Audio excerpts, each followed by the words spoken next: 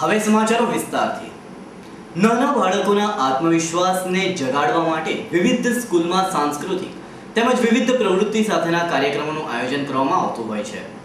ત્યારે વલસાડની DSC kids school ખાતે grand parents ડેનું આયોજન કરવામાં આવ્યું હતું.